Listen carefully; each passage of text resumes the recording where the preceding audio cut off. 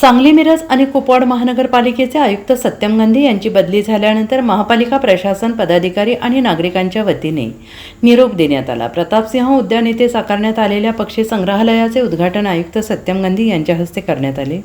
त्यानंतर वसंतदादा पाटील सभागृहात आयोजित सत्कार सोहळ्यात उपस्थितांनी गांधी यांच्या पुढील वाटचालीला शुभेच्छा दिल्या। यावेळी बोलताना आयुक्त सत्यम गांधी यांनी म्हटलं आहे की आपली बदली कोणाच्या दबावाखाली किंवा कोणत्या कारणाने झालेली नसून आपल्या कारकिर्दीतील हा पुढचा टप्पा असून उज्ज्वल भवितव्यासाठी आहे। सांगली शहरासाठी काम करण्याचे अनेक चांगले अनुभव आले।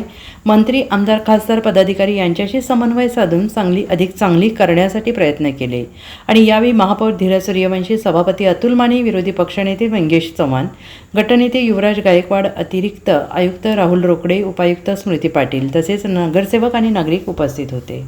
कारण आता टाइम झालाय, मला संध्याकाळी फ्लाइट आहे पुण्यातून, पण शेवटची गोष्टी क्लिअर करून जातो। जसं महापौरांनी आता सांगितलं की तुम्ही बदली करून घेतलं, कोणी दबाव टाकलं की कोणी तुम्हाला चॉईस दिला की बदली करून घ्या नाही तर कॉम्प्रोमाइज करा, त्याच्या सगळ्यांच्या बद्दल मी थोडं आपल्याला क्लॅरिटी देऊ इच्छितो की मागच्या 1 वर्षात मी आपल्या 14-15 एप्रिलला जॉईन केलं होतो। आज 5 एप्रिल झालेला आहे।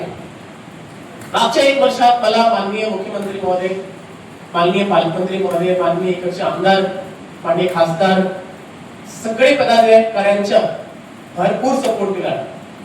माननीय पालकमंत्री महोदयांनी आजपर्यंत मला कुठलीही काम चुकीचे सांगितलं नाही, कुठलीही कामाचं नाही सांगितलं जे माझा आयडियोलॉजीच्या विपरीत जात होतं।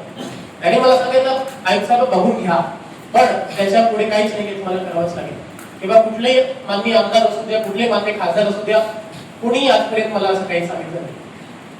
त्यामुळे मी इथे 1 वर्ष धाडसीपणे काम करू शकलो। माझा असा व्यक्तिगत म्हणणं आहे, जर आपल्याला कुठल्याही शहरात चांगली गोष्टी घडायच्या आहेत तर जे आपले लोकप्रतिनिधी असतात आणि प्रशासन असतात त्याच्यामध्ये चांगलं ताळमेळ होणं फार आवश्यक आहे।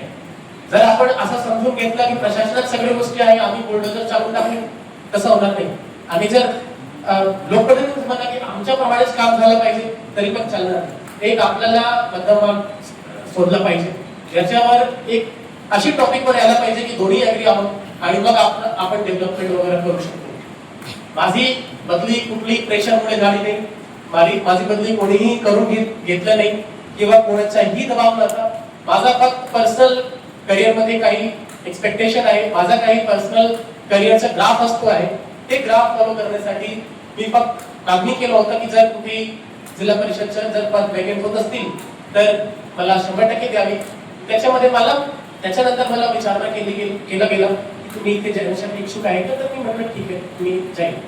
याच्यासाठी सांगतो मी की इकडच्या जेवढे लोकप्रतिनिधी होते त्यांनी मला भरपूर सपोर्ट केलं, माननीय मुख्यमंत्री महोदयांनी मला भरपूर सपोर्ट केलं आणि त्याचमुळे मी 1 वर्ष काम करू शकलो। जेव्हा माझी बदली झाली, महापौर महोदयांनी मला 4 कॉल केला, मी थोडा कॉलवर बिझी होतो, मी यांना कॉल बॅक केलं की त्यांनी सांगितलं मी येतो भेटायला आपलं। मग आमच्या दोघांना खूप हे चाललं कशाला बदली घेते, का झाला काय, मी सांगितलं काहीच नाही, फक्त एक करिअर असतो, आपल्या सर्वांचंही करिअर असतं, त्याच्यामध्ये आपल्याला प्रोग्रेस करायचं असतं, त्यामुळेच ही ट्रान्सफरची प्रक्रिया झाली आहे। मला फक्त एवढंच म्हणायचं आहे की सांगलीकरांना एक चांगला